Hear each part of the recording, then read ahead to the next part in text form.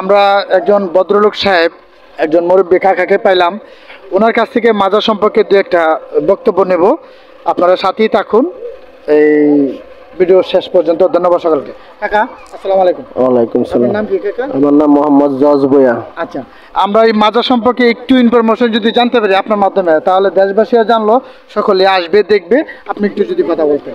এই মাজারটা ছিল অনেক আগের। এখানে জঙ্গল ছিল, এখানে অনেক জীবজন্তু থাকতো। আর এই মাজারে যতাই ততাই একজন প্রবেশ করতে পারে নাই।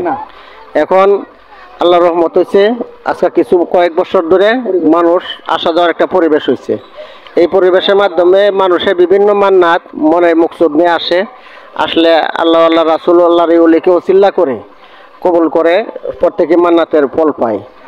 আচ্ছা কাকা, আমি যদি আপনাকে একটা প্রশ্ন করি, যে চুনের মাজারটা যে মানে প্রকাশিত হইলো, এটা নাকি অনেকেই স্বপ্ন দেখতো, অনেকে অনেক ওসিল্লায় যে চুনের মাজারটার নামটা প্রকাশ হলো, এই বিষয়ে যদি একটু কথা বলেন। চুনের মাজার বলতে উনি চুনে পছন্দ করেন, উনি অন্য কোনো পছন্দ করেন নাই।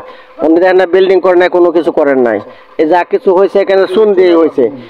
ওনার দরবারে আসলে সবাই যার যতটুকু মান্নাত আছে, কেউ আধ মন, 1 মন, 10 পারি, 1 কেজি, 2 কেজি, 5 কেজি, যার যেমন মনে চাই চুন নিয়ে আসলে চুনটাই মাজারে কাজে লাগানো হয়। এইভাবে চুনের মাজারে পরিচিত। আচ্ছা কাকা, আপনাকে অসংখ্য ধন্যবাদ আমাদেরকে তথ্যটা দেওয়ার জন্য। প্রিয় দর্শক, আপনাদেরকেও